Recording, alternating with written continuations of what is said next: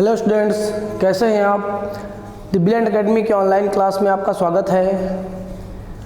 आज आपके लिए करंट अफेयर के मोस्ट इम्पॉर्टेंट क्वेश्चन दिए गए हैं और उम्मीद करते हैं कि आप मेहनत से पढ़ाई कर रहे होंगे।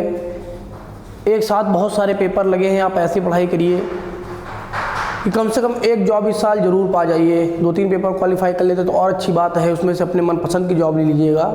लेकिन इतनी मेहनत करनी है कि कोई ना कोई पेपर आपको ज़रूर क्वालिफाई करना है इस बार। इसी के साथ हम करंट का क्वेश्चन स्टार्ट करते हैं। अगर आप बात करेंगे, जो पहला करंट का क्वेश्चन है आपका, निम्नलिखित में से किस मंत्रालय ने डीजल को LNG से बदलने के लिए पायलट परियोजना शुरू की है। अगर बात करेंगे तो आपको पता है डीजल पेट्रोल ये सब बहुत ज़्यादा प्रकृति को नुकसान पहुंचाते हैं, बहुत ज़्यादा प्रदूषण फैलाते हैं। इसलिए डीजल की जगह अब किसका प्रयोग करने को LNG से बदलने के लिए पायलट परियोजना शुरू की गई है। आपके किसने शुरू किया है? आपके परिवहन मंत्रालय ने शुरू किया है। नेक्स्ट क्वेश्चन की अगर आप बात करते हैं, ऑस्ट्रेलिया, सिंगापुर, मलेशिया और किस देश के केंद्रीय बैंकों में सेंट्रल बैंक डिजिटल करेंसी योजना शुरू की गई है। तो मतलब पूछना चाहता है कि ऑस्ट्रेलिया, सिंगापुर, मलेशिया और कौन सा देश है जिसके मध्य क्या हुआ है, सेंट्रल बैंक डिजिटल करेंसी योजना शुरू की गई है आपका। तो अगर आप देखेंगे यहाँ पर दक्षिण अफ्रीका, ऑस्ट्रेलिया, सिंगापुर, मलेशिया और दक्षिण अफ्रीका के मध्य आपका सेंट्रल बैंक डिजिटल करेंसी योजना शुरू की गई है। नेक्स्ट क्वेश्चन की अगर आप बात करते हैं, भविष्य में मंगल मिशन पर निगरानी कार्य के उद्देश्य से किस देश ने हाल ही में छोटा हेलीकॉप्टर विकसित किया। मतलब कहना चाहता है कि जो भी मंगल मिशन भेजे जाते हैं, आपने देखा होगा सक्सेस के चांस बहुत कम रहते हैं, क्योंकि लगातार एक साल जब कोई उपग्रह चलता है तब मंगल ग्रह पर पहुंचता है। तो मंगल मिशन पर जो भी आपका मिशन भेजा जाएगा, उसकी रक्षा के लिए या उसकी निगरानी करने के लिए अभी हाल ही में आपके चीन ने एक छोटा हेलीकॉप्टर विकसित किया है। ये क्वेश्चन आप याद रखिएगा। नेक्स्ट क्वेश्चन की अगर आप बात करते हैं, IOC के पूर्व अध्यक्ष का निधन हो गया है, उनका नाम क्या है? IOC नाम क्या है इसका? अगर फुल फॉर्म की बात करोगे, अंतर्राष्ट्रीय ओलंपिक समिति। अभी हाल ही में आपके ओलंपिक खेल संपन्न हुए हैं, वहाँ से एक क्वेश्चन आपका कन्फर्म आना है, उस पर भी हम आप वीडियो बना देंगे। जो भी इंपॉर्टेंट क्वेश्चन होंगे आप जरूर पढ़िए। तो अब बात करेंगे जिनका निधन हो गया है वो कौन थे आपके? जैक्स रोगे। ये IOC के पूर्व अध्यक्ष थे जैक्स रोगे, जिनका भी हाल ही में निधन हो गया है। उन्होंने 79 साल की उम्र में अंतिम सांस ली। जैक्स रोगे जुलाई सन 2001 में IOC के 8वें अध्यक्ष चुने गए थे। वह 12 साल तक अध्यक्ष पद पर बने रहे। इतनी बातें आपको याद रखना है। वर्तमान की अगर बात करेंगे, थॉमस बाच। वर्तमान में IOC के अध्यक्ष कौन है आपके? थॉमस बाच जी हैं। ये भी आप याद रखिएगा, बहुत ही ज़्यादा इंपॉर्टेंट क्वेश्चन है आपके लिए। फिर अगर आप बात करेंगे, कुछ सुपर फास्ट बुलेटिन क्वेश्चन की बात करेंगे, जो इन क्वेश्चनों पे आपको ध्यान देना है। ऐसे क्वेश्चन बहुत जल्दी याद हो जाते हैं अगर आप न्यूज़ देखते होंगे। तो न्यूज़ एंकर जो भी चीज़ें पढ़ता जाता है आपके दिमाग में फीड होती जाती है, क्योंकि उसको आप पढ़ाई की तरह नहीं, न्यूज़ की तरह ही समझते हो। तो आप यहाँ भी करंट को न्यूज़ की तरह समझो ना। तो बात करोगे, अगर पहला क्वेश्चन है आपका, इंपॉर्टेंट क्वेश्चन है, रोहित चमोली ने रविवार को दुबई में चल रही एशियाई युवा और जूनियर मुक्केबाजी चैंपियनशिप में स्वर्ण पदक जीता। राष्ट्रीय चैंपियन रोहित ने शानदार प्रदर्शन करते हुए मंगोलिया के बॉक्सर ओट गोनबयार टूसियंजा को 3-2 से हराया।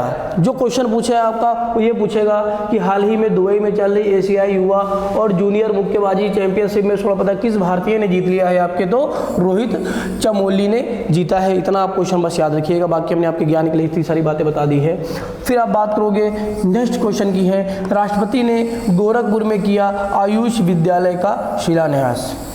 ये क्वेश्चन आपको याद रखना कि पूछ सकता है, हाल ही में आयुष विश्वविद्यालय का शिलान्यास कहाँ किया गया है? तो आपसे उत्तर प्रदेश राज्य पूछ सकता है। अगर राज्य के अंदर बात करोगे तो आपको गोरखपुर स्थान पूछ सकता है। तो आप याद रखिएगा किसने किया शिलान्यास? राष्ट्रपति ने। कुछ बातें और जान लीजिए। राष्ट्रपति रामनाथ कोविंद ने शनिवार को गोरखपुर में आयुष विश्वविद्यालय का वैदिक मंत्रोच्चार और विधि विधान से भूमि पूजन कर शिलान्यास किया। इस मौके पर प्रदेश के राज्यपाल आनंदीबेन पटेल तथा मुख्यमंत्री योगी आदित्यनाथ जी मौजूद रहे। यह आपके लिए नेक्स्ट क्वेश्चन हो गया। फिर अगर आप बात करते हैं नेक्स्ट क्वेश्चन की, आज के प्रधानमंत्री जन धन योजना। प्रधानमंत्री जन धन योजना की शुरुआत कब की गई थी? 2014 में की गई थी। तो इसने सफलतापूर्वक मैंने 7 वर्ष पूरे कर लिए, तो यही आपको इसमें याद रखना, बहुत इंपॉर्टेंट क्वेश्चन है। प्रधानमंत्री जन धन योजना के सफलतापूर्वक 7 वर्ष पूरे हो गए हैं। इस योजना से देश के करोड़ों वंचित और ज़रूरतमंदों की सामाजिक एवं आर्थिक सुरक्षा सुनिश्चित हो रही है। इसके तहत खोले गए खातों की संख्या करीब 43 करोड़ हो गई है। प्रधानमंत्री जन धन योजना की शुरुआत सन 2014 में की गई थी। तो यहाँ से आपके 3 क्वेश्चन बनेंगे। शुरुआत कब हुई थी? सन 2014 में। लगभग कितने खाते खोले जा चुके हैं? तो 43 करोड़ खाते खोले जा चुके हैं और सफलतापूर्वक इसने 7 वर्ष का समय पूरा कर लिया है। नेक्स्ट क्वेश्चन की अगर आप बात करते हैं, रक्षा मंत्री ने स्वदेश निर्मित भारतीय तट रक्षक पोत विग्रह राष्ट्र को सौंपा। रक्षा मंत्री राजनाथ सिंह ने भारतीय तटरक्षक का जहाज विग्रह राष्ट्र को समर्पित कर दिया है। चेन्नई में कमीशन किया गया है। यह जहाज विशाखापट्टनम आंध्र प्रदेश में तैनात होगा। पूर्वी समुद्र तट पर संचालित इस जहाज पर तटरक्षक क्षेत्र के कमांडर का प्रशासनिक नियंत्रण होगा। यह अपतटीय गश्ती जहाज़ों की श्रृंखला का 7वां जहाज है। इतनी बातें आप याद रखिएगा। बेटा इसका काम क्या है? आपको पता है जो भारत के 9 राज्य हैं, गुजरात से लेकर आपका इधर पश्चिम बंगाल तक 9 राज्यों की अगर सीमा की बात करोगे तो ये समुद्र तट से मिलती है। और सबसे ज़्यादा जो किसी देश को खतरा रहता है वो समुद्र तट से ही रहता है, क्योंकि अंदर पानी के अंदर पनडुब्बी आई और अटैक कर दिया। तो भारत के तटों की रक्षा करने के लिए बहुत सारे आर्मी अपने जहाज लॉन्च करती है। उसने आपका एक नया जहाज लॉन्च किया जिसका नाम क्या है? विग्रह। तो पूछ सकता है विग्रह कैसा जहाज है? तो ये भारतीय तट रक्षक पोत मतलब तट की रक्षा करेगा। और एक अपने बेड़े का कौन सा जहाज है? तो अपने बेड़े का यह 7वां नंबर का जहाज है। फिर अगर बात करोगे रूस से 70,000 AK-103 इसको पढ़ा जाता है, ये नहीं आप AK-103 पढ़ लो। AK-103 राइफल खरीदेगा भारत। अगर देखो कि भारत अपनी सेना का आधुनिकीकरण कर रहा है और नए नए हथियार डेवलप भी कर रहा है और विदेशों से भी खरीद रहा है, उसी दिशा में आपका एक ये अच्छी पहल है। ठीक है, तो इसको आप याद रखिएगा। कितनी खरीद रहा है? आपको इतनी बात बेटा 70,000 खरीद रहा है। कितनी आपकी? 70,000 AK-103। फिर अगर आप बात करेंगे देश में आसान वाहन ट्रांसफ़र के लिए BH registration series launch. Question पूछेगा BH रजिस्ट्रेशन का मतलब क्या है? तो मतलब क्या है? आसान ट्रांसफ़र के लिए। आप देखते हैं बेटा, अगर गाड़ी आप खरीद रहे हैं, फिर अगर उसको बेचेंगे या उसको कहीं ट्रांसफ़र करना हो किसी के नाम, या एक राज्य से दूसरे राज्य में ट्रांसफ़र करना हो तो बहुत ज़्यादा दिक्कतें आ रही है। तो उसी को आसान करने के लिए आपका BH रजिस्ट्रेशन सीरीज ये नई पहल आपकी लॉन्च की गई और इसके बारे में जानिए। राज्यों के बीच निजी वाहनों के बिना रोक टोक ट्रांसफ़र की सुविधा के लिए सरकार ने नई रजिस्ट्रेशन सीरीज की घोषणा की है। सड़क परिवहन और राजमार्ग मंत्रालय द्वारा नए वाहनों के लिए जारी किया गया नया रजिस्ट्रेशन चिन्ह है भारत सीरीज। चिन्ह क्या है आपका? BH series. इसको आप याद रखिएगा, BH सीरीज। पूछ सकता है BH क्या है। ठीक है, सीरीज लाने का मुख्य उद्देश्य अन्य राज्यों में ऐसे वाहनों के ट्रांसफ़र को बिना रोक टोक और परेशानी मुक्त बनाना है।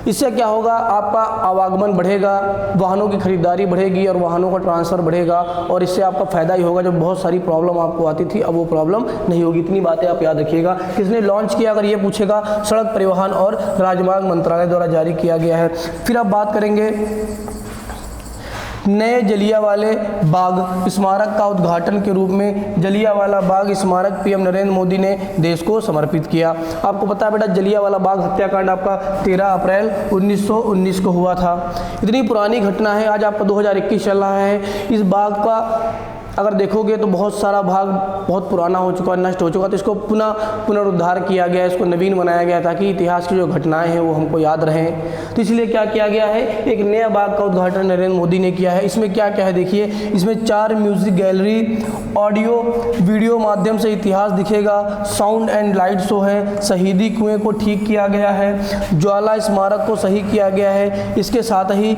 बाग में लीली तालाब बनाया गया है, सड़कों को चौड़ा करने के साथ साथ बाग में ऑडियो नोट्स भी लगाए गए। मतलब बहुत सारा आधुनिकीकरण किया गया। अभी तक आप जाते थे सिर्फ आंखों से देखते थे, आप सुन भी सकते हो, इतिहास को आप देख भी सकते हो और जो चीज़ें उनको आप अच्छे से फील भी कर सकते हो। तो ये आपके लिए आज का क्वेश्चन बहुत इंपॉर्टेंट है। अगर नेक्स्ट क्वेश्चन की आप बात करते हो, भारतीय क्रिकेट के मशहूर कोच वासु परांजपे ने दुनिया को अलविदा कह दिया है। सुनील गावस्कर, दिलीप वेंगसरकर, सचिन तेंदुलकर जैसे दिग्गज क्रिकेटरों को निखारने वाले वासु परांजपे ने 82 साल की उम्र में मुंबई के माटुंगा में अपने आवास पर अंतिम सांस ली। तो बहुत ज़्यादा इंपॉर्टेंट क्वेश्चन है, पूछ सकता है वासु परांजपे किस खेल से संबंधित है आपके, तो क्रिकेट के कोच आपके रहे हैं। और आपको जो दिग्गज खिलाड़ी हैं आपके सुनील गावस्कर, दिलीप वेंगसरकर, सचिन तेंदुलकर जैसे क्रिकेटरों को इन्होंने निखारने में बहुत ज़्यादा मदद की है, इसको आप याद रखिएगा।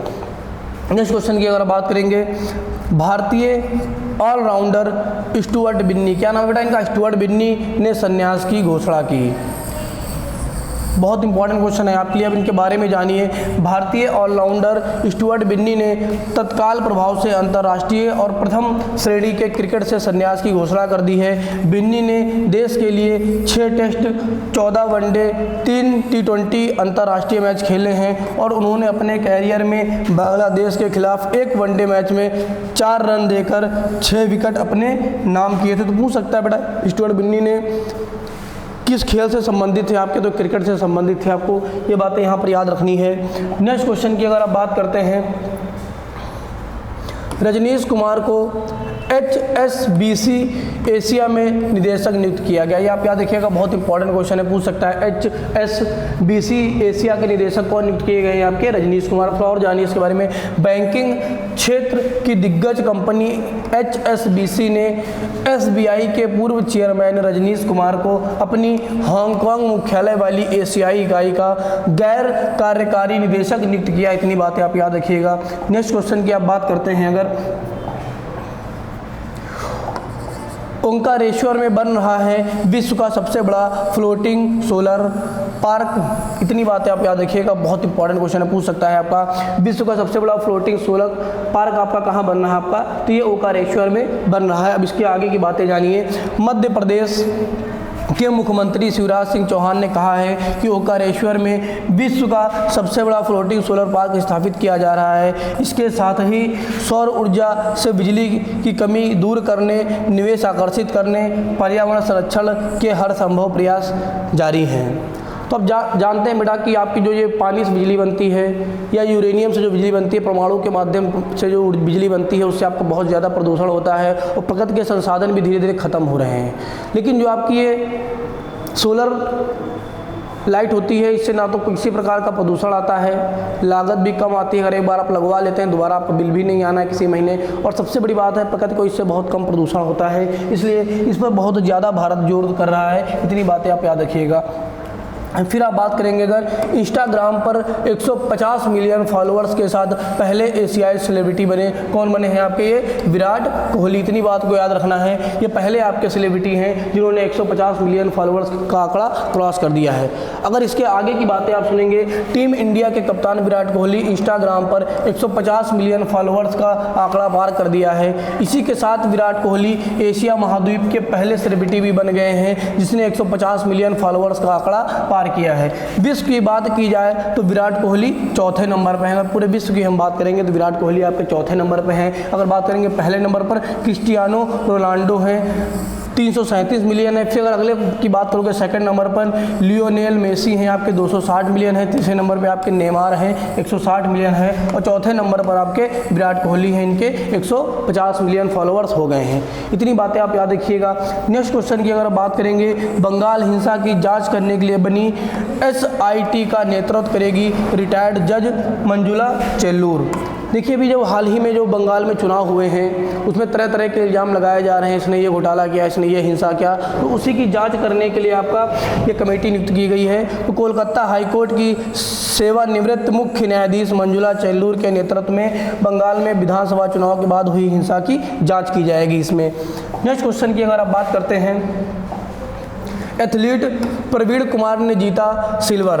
इतना आप याद रखिएगा, एथलीट प्रवीण कुमार ने जीता सिल्वर। टोक्यो पैरालंपिक में पैरा एथलीट प्रवीण कुमार ने हाई जंप में T64 में सिल्वर मेडल जीता है। 18 साल के प्रवीण ने 2.07 मीटर की कूद लगाई और दूसरे स्थान पर रहे। यह टोक्यो पैरालंपिक में भारत का 11वां पदक है।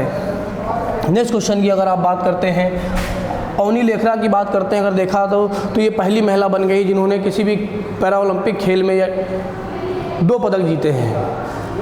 और कौन से पैरा ओलंपिक में? पैरा ओलंपिक की बात करें, हम टोक्यो ओलंपिक की नहीं बात करें। अगर आप बात करेंगे, अवनी लेखरा ने भारत को दिलाया 12वां पदक। भारत की गोल्डन गर्ल अवनी लेखरा ने महिलाओं की 50 मीटर राइफल की P3 SH1 स्पर्धा में कांस्य पदक जीतकर भारत को 12वां पदक दिलाया है। अवनी ने 445.9 का स्कोर करते हुए पदक पर कब्जा करने में सफल रही। टोक्यो पैरालंपिक में अवनी लेखरा का यह दूसरा पदक है, क्योंकि इससे पहले ये 16 पदक जीत चुकी हैं आपकी, ठीक है। इससे 4 दिन पहले गोल्ड पदक जीत चुकी हैं। वह भारत की पहली महिला एथलीट हैं जिन्होंने एक पैरालंपिक में 2 मेडल जीते हैं। ये आपको बहुत अच्छे से याद रखना है। फिर अगर आप बात करेंगे नेक्स्ट क्वेश्चन की, हरविंदर सिंह ने तीरंदाजी में भारत को दिलाया पहला पदक। इतना बेटा याद रखिएगा कि भारत के लिए पहला पदक है जो तीरंदाजी में मिला है। अभी तक भारत को तीरंदाजी में पदक नहीं मिला था, लेकिन ये भारत का पहला पदक जो तीरंदाजी में मिला है। और बातें का जानिए, हरविंदर सिंह ने पैरालंपिक खेलों में इतिहास रचते हुए भारत को पैरा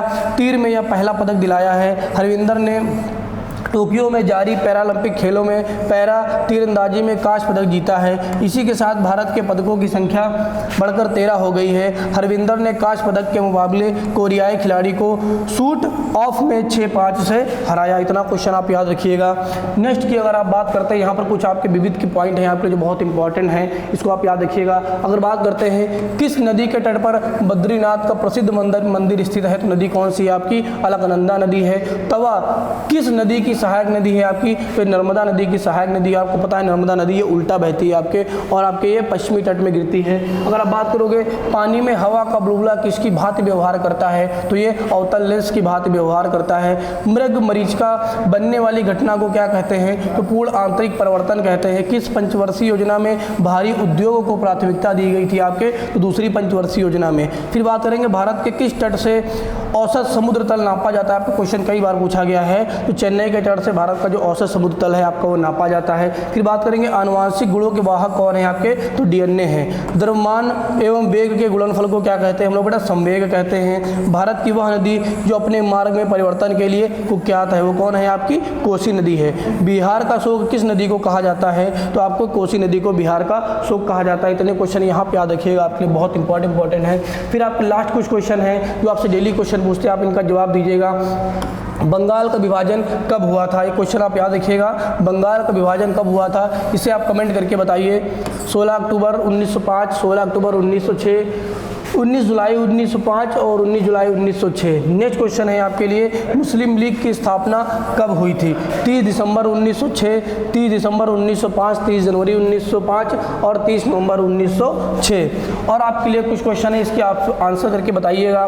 किस अधिवेशन में पाकिस्तान प्रस्ताव को पारित किया गया था? 1940 के लाहौर अधिवेशन में, 1939 के त्रिपुरी अधिवेशन में, 1924 के बेलगांव अधिवेशन में या 1946 के मेरठ अधिवेशन में। नेक्स्ट क्वेश्चन की अगर बात करते हैं, ऑरोविले आश्रम की स्थापना किसने की थी? अरविंदो घोष ने की थी, विवेकानंद ने, या आपके दयानंद सरस्वती ने, या आपके गांधी जी ने। तो इतने क्वेश्चन आपके लिए इंपॉर्टेंट हैं, इनका आप आंसर करके हमें बताइएगा और पढ़ते रहिए। जो भी पेपर है उसकी तैयारी करते रहिए। फिर मिलते हैं नेक्स्ट क्लास में। थैंक यू बेटा।